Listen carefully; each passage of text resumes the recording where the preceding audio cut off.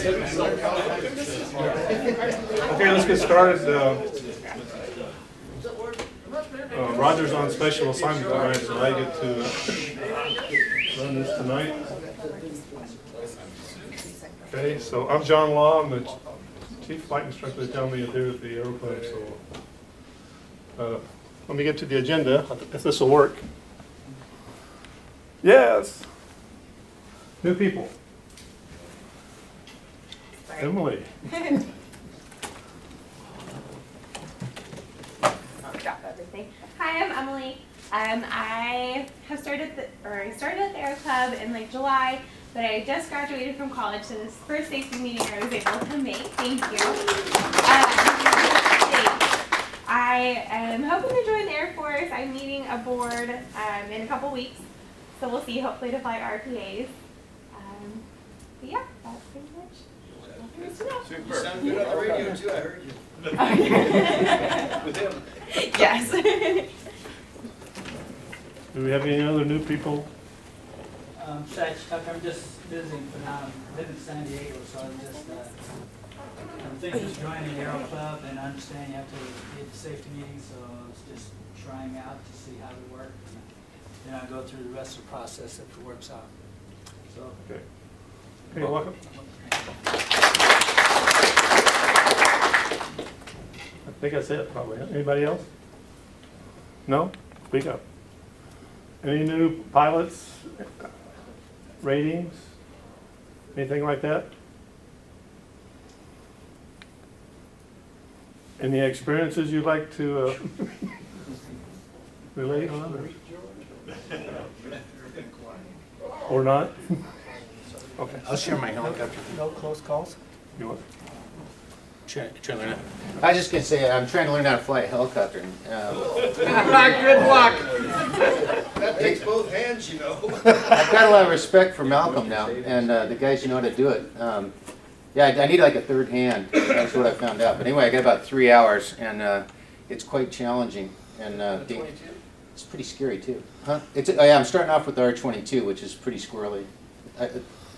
I'm hoping the other ones are more stable. Did you ever look at the design of those, that they're not meant to fly? Yeah, yeah. I learned what the Jesus nut is, you know, the one that holds everything together. And, so anyway, when I learn something to tell you about it, I'll share it with you. But right now, I'm just trying to stay alive. So. He wants to retire early. Okay. Go ahead, Rich. I spent last weekend in Yuma teaching Mooney pilots how to fly formation. And the nice thing about it is it's what they call the Mooney Caravan, and what they're doing is they're doing their workups for their arrival at Oshkosh. So it was really nice to see a bunch of people who are not in the military mindset, but want to learn to fly formation, want to do it safely, and wanted to have some people there. So we had a bunch of Red Star pilots there being instructors. Actually did 2 flight lead checks and 2 wingman checks while we were there for guys. So it was a great weekend and a lot of fun seeing people get up to speed on formation. Are Mooney pilots different than Cessna pilots? Anyone else? Yeah. Okay, we're going to have Air Club manager in a little bit. Hold on. We're going to talk about some training issues. That's from yours truly. And from Roger's, oops. We're going to talk about distractions. And at the end, towards the end, we're going to talk about off-airport landings. I figured if Harrison Ford could do it, we could talk about it. This is an old picture, I know, but it was in the mix, so I went ahead and left it in there. Okay, Bob, you're up. So I'll give a quick rundown of maintenance. Evidently, 5.7, we still got some issues with fuel. Did you fly on that that. today? Pardon? Did you fly 5.7 today? 5.7 did fly today. Oh, it did. I know. I The never taxi. seen you do it. Well, we got into the taxi mode, but we got 150 mag drop on both mags.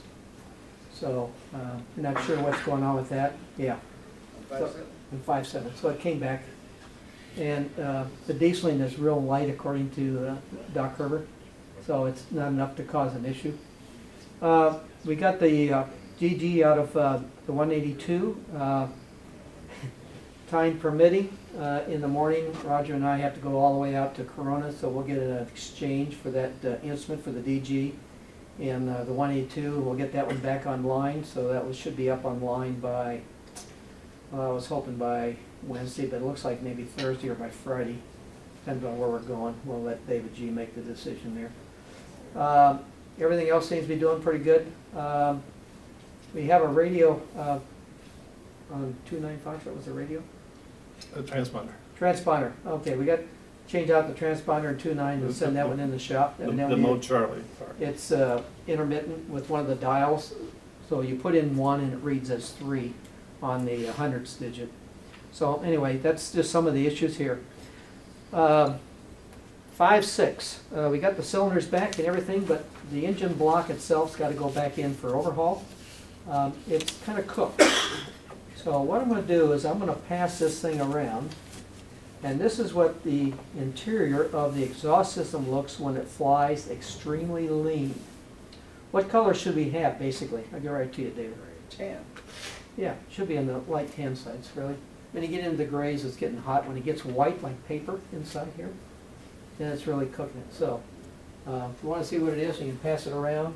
Make sure I get it back because they need parts. Parts. Also, One Bob, that- on that engine, you gotta remember that came out of 05 Delta, came back with a lot of metal. Remember we said, Yeah. they said they washed that out? Yeah, it was, that engine came off of 6 Delta, which is out of Barksdale, and then after, I forgot how many hours of flying it, went out there one day to move the prop, to do a check on the thing, and I could hardly move it, got David, Roger out there, he couldn't move it, and we found out that number 6 cylinder had a broken piston ring, so we sent it in, $13,000 later, it came back, which was supposedly repaired, and then the oil filter, after about 2 hours of running, ended up full of metal, and it appears that they did nothing. So that's kind of why this one contractor is off our list in regards to overhaul repairs. He was the lower bidder now. Not anymore. I'm just going to go solo. I'm going solo. So what we're going to do is they could probably go back to One Stop, which is in Oceanside, since they overhauled the cylinders, and have them overhaul it. They were on the contracts with what they call the blanket purchase authority for the Navy Aero Club out of North Island, and that's all the engines they ever built were the 0470-4s, 11s, and 13s. So he's got a lot of good experience, and they're older like me, so they at least know what's going on. One quick thing I just want to bring up. Again, if you're going to use a coupon, don't just put it into the computer program and have it printed out. Does everybody know where the coupons are if you don't have one at the house? Top left drawer of Roger's desk. Okay? So we're not going to take and fight this anymore. If you don't have a coupon there, we're just going to charge the extra $5. That's just the way it's going to go. We're tired of fighting this program. It's up to you to ensure that everything is there and in place when you turn in your money or your check, or credit card, whatever it's going to be. And it's taken too much of our time, especially Roger's. We've got a lot of stuff that's on our shoulders now, coming down from the top brass all the way down to us. And the day isn't long enough. Roger and I got out of that office at 6:45 on Friday because of the new Flight Schedule Pro program. I don't know if you've been in it. I think it stinks. And I was trying to get in today on the phone and talk to those people because the old program seemed to be much simpler than the new one. And we just had nothing but difficulties last weekend on it. So that's all I've got. I've got 2 Get Well cards going around. Make sure everybody signs them. And I will pick those up at the end of the meeting. And be sure that I get that exhaust part back for the T-34. Thank you. Okay. By the way, I'd like to thank everybody for the Get Well card I got. Why, I was down and out. It worked. I hope this isn't another one. Preemptively sign it. Yeah. You can sign your own then, David. Ahead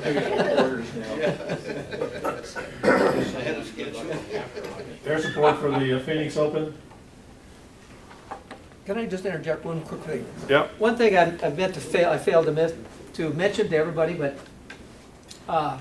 Richard got an award for Instructor of the Year, is that right? FAA Fast Team Representative of the Year. Okay, so there he is, so. Here you go.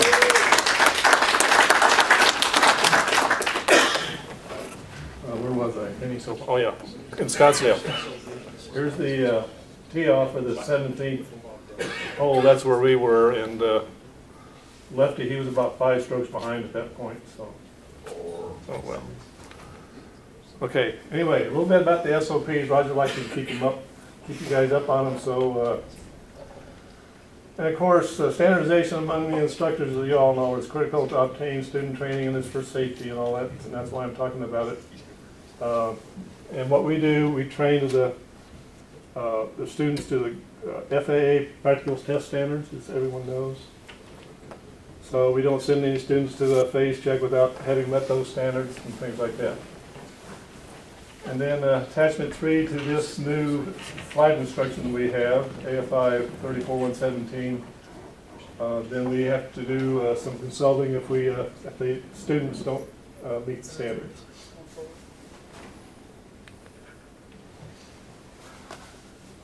And we have training folders and syllabus sorties and things like that. We have to ensure the student folder is complete and accurate.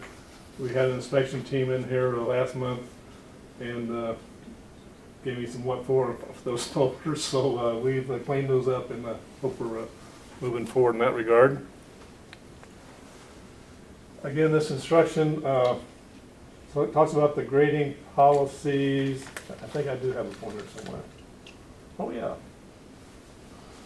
But anyway, overall grading goes 1 to 5, and of course, most students, at least my students, end up right here, which means even if you're not up to standards, if you're making progress, I think, like on your first or second ride, something like that, I'm going to give you a 3, and of course you aspire to that. I was also asked what these grades mean. Accomplished, S means safe, P is proficient, and to start off with, it's going to be a demo by the instructor, of course. And then identify all the signatures and so on. We also have an instructor standardization guide. I don't know if all of our instructors have that. If I have any instructors out there that don't have this, come see me. Probably not. Randy, you probably don't have one. I don't. Okay. I'm very non-standard. Yeah. Yeah, there's a PDF version. I'll research that good. I have it on my computer, but all the books are above the back table. Okay. Yeah, we'll get it to you, Randy, somehow. Anyway, it says that our instructors are admonished that the members come to us with widely differing flight experience. Yeah. So, but there's no guarantee that they've ever been properly trained. Assume nothing.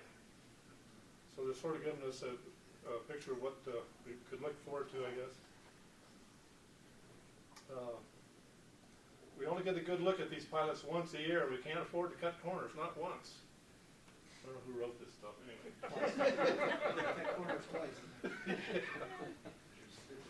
Where was I? Oh, yeah.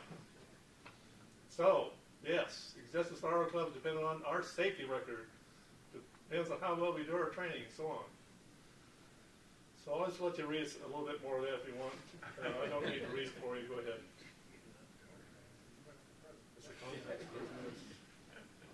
We highly encourage your personal inputs, yes. I will say a couple things about this last bullet maybe. I did have an individual, he wasn't very prepared. I thought the day I was going to go fly with him and I let him know that. So it's a two-way street. If you want me to be prepared, I'd like you to show up prepared. Thank you.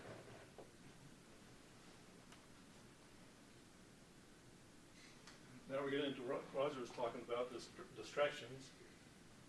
How many distractions are there when we're trying to think about flying? Well, it starts at home, don't it? Driving to the airport, putting up with people at the Aero Club, things like that, doing the pre-flight, all the checklist. Calling base up, did you get my flight thing? And just starting, talking to the ground, we have to talk to somebody just to taxi out. Is the right aileron up or down? Here's the one I sort of threw in here, and that is, now a lot of us have iPads. Did you pre-flight your iPad? In other words, did you put in the latest charts and airport info for your iPad? So it's another thing, I guess, electronically we can work on. Do you know where your pencil is? Do you know where your glasses are? Etc. And after flight taxiing, we got to fuel our own airplanes and stuff like that.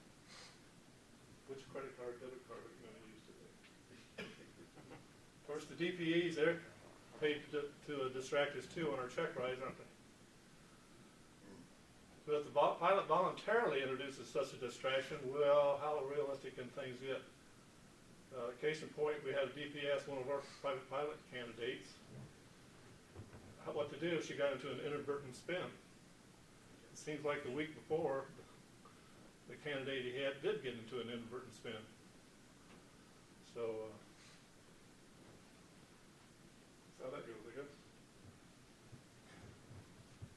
Okay, 2 distractions. Let's talk about a Mooney. We were talking about Moonies a while ago. Ran off the runway into a ditch of cable up in Upland. On board were a private pilot, 2 passengers. Pilot reported the cabin door came open during takeoff. He intended to continue takeoff, come back and land, and close the door. However, the passenger in the right seat distracted him. So he's trying to calm the passenger and forgot about flying the airplane, and it drifted off the runway to the left. That's why I said 2 distractions up here, because he had one with the door and had one with the passenger. Weather was good, of course. Winds were calm. So it's a shame pilots seem to have the situation under control, but then forgot about flying the airplane, I guess. So there's no guarantee a non-flyer who had been briefed, of course. We always brief our passengers on what to do, right? To stay in their seat and not cause problems. But of course the NTSB didn't see it that way. They said the failure of the pilot plan to maintain directional control on takeoff after the cabin door began to jar. You know, 9 times out of 10, you're not going to fall out that door. And because it takes so much pressure to open the door. And my son-in-law, on the Bonanza is famous for the upper lock. It's a J-hook. If that thing never locks, that door is going to pop open even with the other 2 latches closed on it. And he held that thing for 15 minutes. And I kept telling him, it's okay, forget about it. He held on that door like he was going to fall out. And after we got on the ground, I said, now you can push the door open and slam it shut.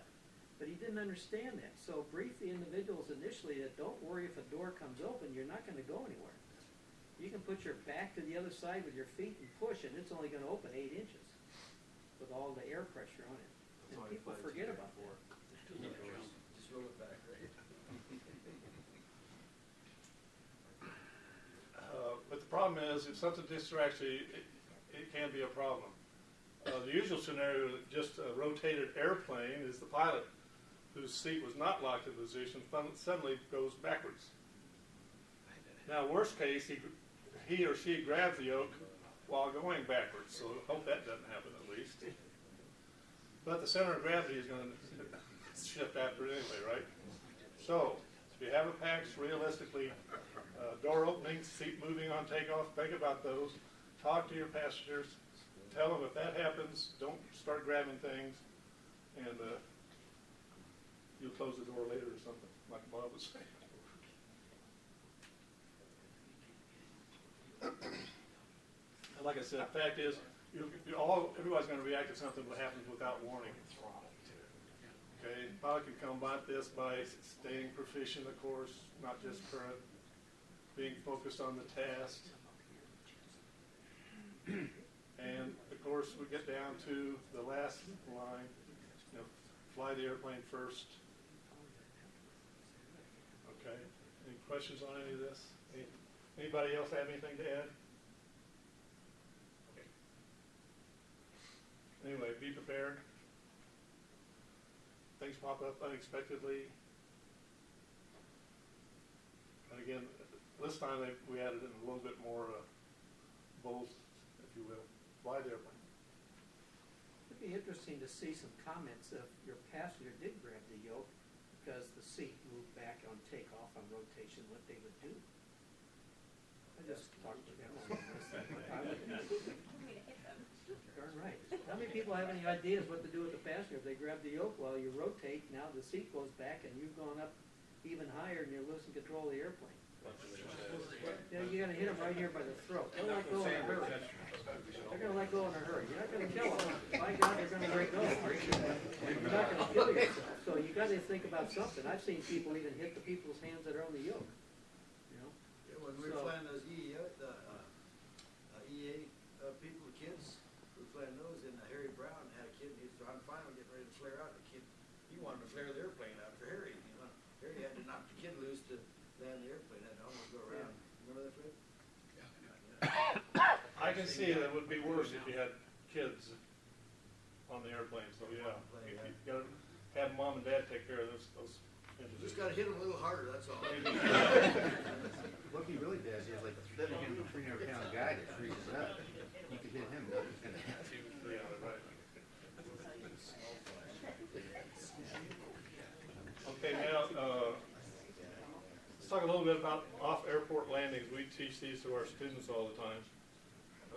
Emily asked me the other day, are we really going to land out there in the East training area? I said, no, we're just going to practice. And I always say, if Harrison Ford could have an emergency like this and get our attention here in Southern California, well, I'll talk about it a little bit maybe. Okay. So, like I said, we have students, we're training them all the time, but perhaps the Aero Club in general could use a refresher course maybe, so that's what we're talking about. So, you're en route to your destination airport, planning to land to visit your favorite restaurant. Or you want to practice a few maneuvers over Lake Matthews or East Training Area. You got an annual check coming up next month maybe, I don't know. Just when you thought everything was hunky-dory, the engine quits. That's the way it always happens, at least when your instructor pulls the engine, right? Anyway, what's the first thing you should do? Check the fuel, right? That's the reason most people lose. No, that's not it. Set up your best flight. Best glide speed. Best glide speed will extend your glide and help you look for the best place to land. What is the best glide speed? It'll get you the greatest distance, or the speed to get you the longest time in the air. Maybe it's a little bit of both, right? And it sort of depends on what you're trying to do also, right? If it's the distance you want, then you'll need to use the speed that's in your flight manual. Gives you the most distance forward for each increment of altitude you lose. And it'll be roughly halfway between your best angle of climb speed and your best rate of climb speed, supposedly. I don't know, I think ours is a little different. Anyway.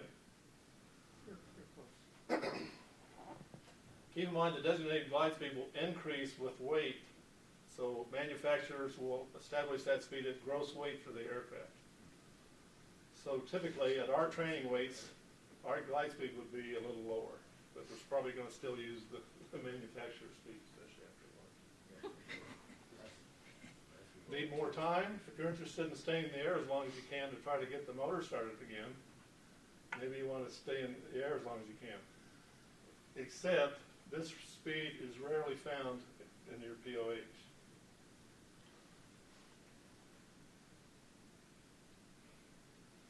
Okay, how far can I glide? How many miles can you glide per 1,000 feet of altitude?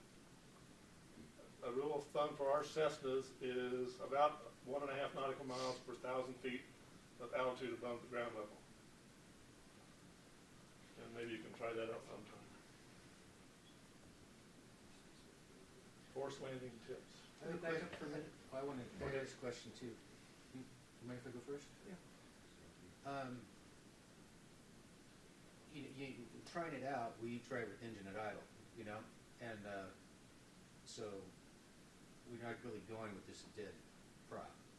Have you Have you had any experience with engine failure where you found that the airplane glides not so well with the prop not turning? No, I'm saying that luckily I haven't, no. But, you know, we do practice ins and outs all the time. And, you know, typically you get, within the end of the runway, you pull the engine and see. But The engine's we're at running at 1,000 idle. feet, right? And the engine's running at idle. What if we're at 700 feet and we're coming into the land of the pattern here and we do that? Is that a problem? Yeah. So if you think you're getting the check right today and you're coming back into the field, you want to get that downwind as close as you can to the runway, right? Yeah, so it depends on your altitude. If you're going to try this, but you can do it at these training area too if you want to. Well, I mean, we don't turn off the engine. I'm not going to turn off the engine, are you? Yeah, so I'm wondering, if there's any experience Don't with call actual me. engine failures? Have they found that the airplane gets a little bit better glide without Well, the prop turning? we'll ask the cat, anybody ever tried this with the engine really stopped? What's that? Has anybody ever dead sticked a plane in with the engine dead? Well, did it seem like it glided Fred has. about the same as with the engine at idle? Yeah, you shut the engine down, stall it, and the prop stops. Is that a lot of drag? Does it create different? than No, what you'd it's be surprised you don't, because your airspeed's pretty low, and you can stop the prop on any of them, but you gotta stall the airplane. Now the fact is how you're gonna get back the best glide speed after you stall the airplane.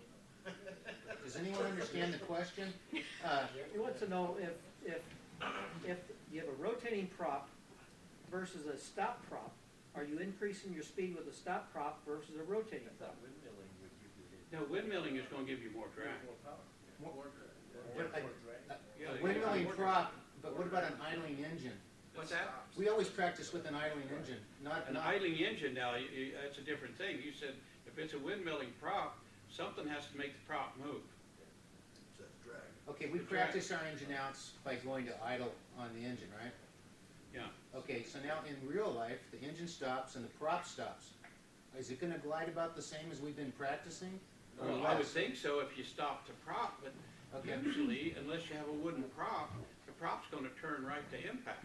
Unless it's You for know, motors. if you, the only way you can stop a prop, a metal prop, is to stall the airplane where the airflow ceases to turn the prop. Once you stop it, you decelerate, then your glide ratio should be the same. Oh, okay, so So we should be pretty close if we're Yeah, at idle. yeah. For how many low-wing aircraft pilots we have? Raise your hands. What is the maximum, can you determine from flying in the airplane itself in the cockpit where your maximum glide range will be on a low-wing aircraft? Any answers? Is that the same as trying to determine a safe place to land? Well, no, because right here, for, like, as a Bonanza, it's about 1.1 to 1.0 miles per 1,000 feet. So if I'm at altitude, can I determine from sitting in the cockpit about where my range is going to be? Oh, Yeah. yeah. Well, you usually get a 45-degree angle. Yeah, I usually go from the nose of the plane to the wingtip of the wingtip, and that triangle, that's where I'm landing. Actually, it's the wingtip. If you sit in the cockpit and look at your wingtip, no matter what altitude you are, that is the range you're going to make in that airplane. Really? So that's the key on any low-wing airplane. Now, if you're in the Bonanza and you pull, or any kind, even in the T-34s, if you pull the prop all the way back into the low range, that's basically a semi-feathered area, and you still look at the wingtip. If I'm whether 1,000 feet or 5,000 or 10,000 feet, that's the distance I'm going to glide, is wherever that wingtip points, and you draw your arc from that in. But isn't that also decreased with the landing gear down also? Well, you put the landing gear down, and you're going to sink like a rock. Right. That's why you hold it until the very last minute. Right. Space shuttle thing, you know, that's The gonna. gear has nothing to do with range When I got it. until you get down to low altitude. again, that's no wind. Yeah, that's true. Once you establish your glide, if you look at your endpoint, that's where you're gonna hit the ground. But those are just kind of keys to look at. You know, high wing is not going to help you out much. It's going to be different than a low wing. Again, as soon as you drop the gear in a Bonanza, you're going to go from about 1.1 miles, you'll be down to probably 0.4 miles if you're really lucky, or less. Well, that's what I'd say happened down about in 0.2 Riverside. miles. Pardon? That's what happened down in Riverside. Well, yeah, he had his gear down on that Bonanza that crashed on Adams Boulevard just below the gas station up there on Magnolia. Yeah. Yeah, he had his gear down. He'd been better off landing on 3.6 with an engine problem and just declare an emergency. No, he was trying to save the airplane and get over on 2.7. And then the thing finally quit on him, he had his gear down. Well, it's too late then. Because as soon as that engine stops, your sink rate is going to be over 1,000 feet per minute. I'll guarantee you that. So, just food for thought, guys and ladies. Okay, anyway, sort of what we were talking about, practice this stuff. Practicing approaches. Some pilots will choose a point between the first and second, third available landing area. Opposite runway. As they see they can make that initial spot, they'll add flaps and maybe slip the airplane and move the aiming point to the first third of the landing area. And this is done to reduce the chance of landing short. In other words, you want to point down the runway while trying to stretch the glide to the runway. And of course, the position is key.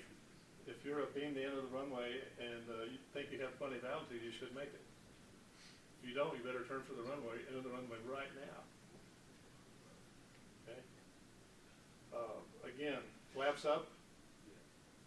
After you pass the key position, add flaps. You may want to wait until you're on final to do that. And of course, if you've got landing gear, you want to put it down probably at the last second too, because they have probably more drag. What is the best glide speed for our airplanes? The T-41A is 80 miles an hour with the flaps up. Remembering lowering flaps will increase your rate of descent, angle of descent. The Charlie model is 85 miles an hour. Best glide speed for the 182 is 70 knots, which is about 80 miles an hour. T-34, best glide speed is 90 knots. That's about 103 miles an hour. With the gear and flaps up, canopy closed. The canopy open doesn't give you a lot of drag, but it does give you some drag. And pulling the prop lever to the full decrease for positive high pitch position. If you do that, you increase your glide distance by about 30%. John, Yes, sir. if I can ask a question here. Why would you land off field if your engine's running? No, I'm saying if your engine quits. I know. If the engine quits, you don't have any oil pressure. So you can't pull your prop back into full detent. It's going to go flat. You got a good point. Why would you ever, I mean, see, that's one of the things that the Dash 1 is good. It tells you these things, but people are going to say, well, the first thing I'm going to do is pull that prop back. Well, you don't have any oil pressure, that prop ain't moving. So Right. that's what I'm saying, those particular things. And what in the hell are you doing landing off field if you got to run an engine? You know? Isn't there enough pressure, Fred, if it's... No, you got to have at least 15 psi in order to activate the governor, which will pull the prop back out of flat pitch. And you got to have a running engine to get 15 psi. Because the prop governor has to have input pressure. And What does the without flight that, manual tell you to do this then? say again? What does the flight manual tell you to do this then? You know, the reasons, I don't know, because I think the Air Force, when they built these things, had a concept of save the pilot, not the airplane. And one of the things is that's why, you know, you don't see it on T-34s a lot, but on 5.3 you see there's a switch up on the panel on the left side. If you flip that switch, all landing gear go up. I don't give a damn where you are. I don't care what speed you're going. I don't care what you got going. It's a direct bypass all the safety switches and works directly on the motor. The reason being is that if they had an emergency in the Air Force and are on takeoff, they flipped that switch and actually took the airplane in Europe if they lost brakes. And they didn't care because they just hauled it back, put a new engine prop on it, and go off it goes. But of course, without that with us, there is a lot of things in some of the old warbirds that we have, now it's not just T-34s, that have some pretty drastic, you know, concepts, you know, because nothing, the airplane wasn't worth anything. It was a pilot they were protecting. But why they did that is beyond me. Because unless you have an accumulator, you're not going to move that prop. If I blow a jug, I still got oil pressure. Yeah. Yeah, There's but gonna what? be enough to get the prop moving in that direction. It may not get But it all you the way. have an engine running, and that all of a sudden engine running, you're going forward. the I don't care how much oil's coming out. I'm saying, and the fact is, if you're over a runway you're trying to make it, I can see what you're saying, but if you have to be, if you blow a jug on an airplane, you gotta be headed towards the runway. Yep. Because you're only gonna, now we blew a jug on 5-3, and it was over by Lake Paris, this was probably in '85. Blew the whole damn head off the jug. I mean, the piston was still, the piston was still going in and up, and it was actually coming outside the barrel. He made it, flew it in, and it landed at March. Runway 3. Of course, the engine was toast, but it came in, landed, didn't get a scratch, and blew the jug clear off the damn airplane. Yeah, I was The just whole thinking, head. the failure that Doug had there. Yeah, right where the head fits on the barrel. Yep. It actually come off there. It was still dangling on the sparkler wires. But, and there was oil everywhere, but he made it back. So as long as that engine's running, I wouldn't be trying to land off field, you know? Yeah, Is it possible that that have anything to do with the regime of flight that you're in? Not really. Altitude, climb, or whatever? And the only reason I ask that question is, well, if you start losing your engine, you're gonna do what? You're gonna establish a glide, right? excuse me? I say you are gonna establish a glide if you start having engine troubles, aren't you? Absolutely. Yeah. Absolutely. Well, like I said, the reason I asked the question is because just a report, looking at the NTDS report for when Sullenberger landed in the Hudson, because he knew and I know that's a heavy airplane, but because he knew the systems and he understood and realized that the checklist was designed for losing an engine at altitude and not on climb out. He understood when a co-pilot was trying to restart the engine, he was like, we don't have the airspeed, even though that's what we're supposed to run in the checklist. He had flown long enough to understand and realize that as they were climbing out, once they lost that engine, that they didn't have the airspeed to restart the engine, and he needed to put the airplane down. So that's why I asked that question. He took that glider experience and used it. He knew the system, like you said. Yeah, he I heard some sense definitely knew. that fly-by-wire craft doesn't make no common There's a little sense. different system in the jets than in prop airplanes in regards to it. Because there's ways of trying to override it. Whether it works or it doesn't work, you always do that, even though you set your glide up. See, and they lost 2 engines. Right. They lost one, and then they lost the second one. But that's part of the crew, that's part of the crew trying to get the thing restarted. One's flying, the other one's trying to do the operation. You don't have that option in this, but you're most of the time by yourself. Okay, where was I? Oh, there. Okay, now you've got your glide established. Now you check your fuel selector, your fuel shutoff valve, your mixture control, things like that. On the Charlie model, if it's the engine-driven fuel pump you've lost, maybe you can turn the aux pump on low. Maybe I'll be able to get back to the airport.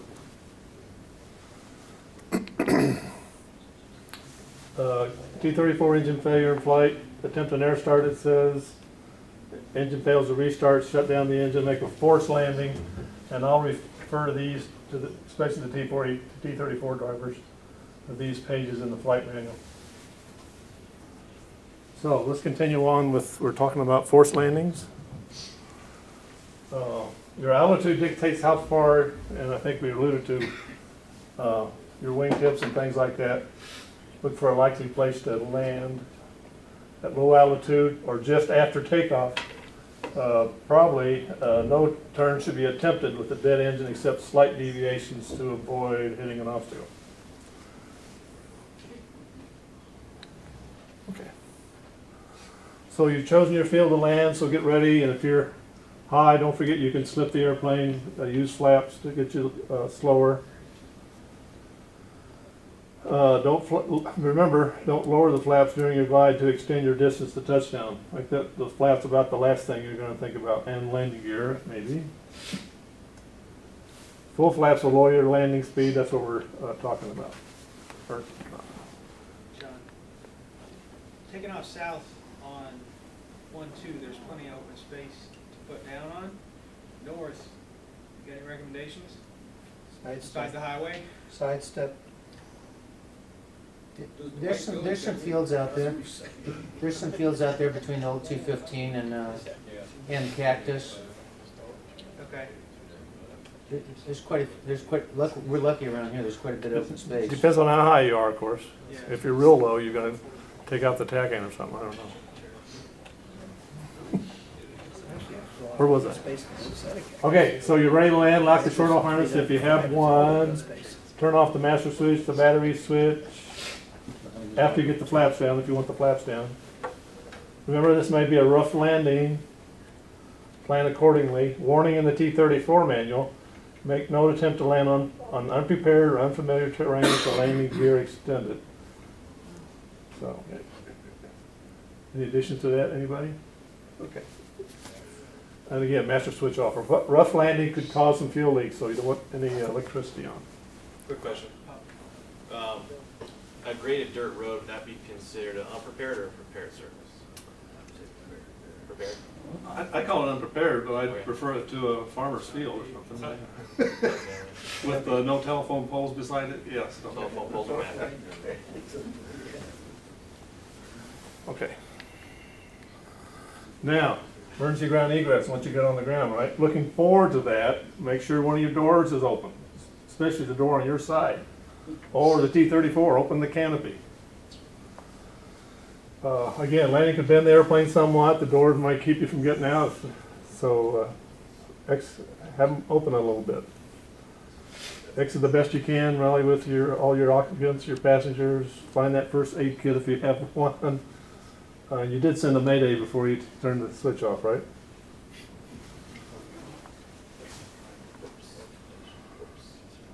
Anybody else? Okay, now we do have some references. The airplane flying book, chapter 16, has got a lot of stuff about this, even has pictures for you people that don't read so well. So, topics about forced landings include attitude and sink rate control, airplane configuration, train selection, all those. You can read them. And you can download this at FAA.gov. And download the whole book, not just chapter 16. That's a picture of it. See you next month. All right, Roger.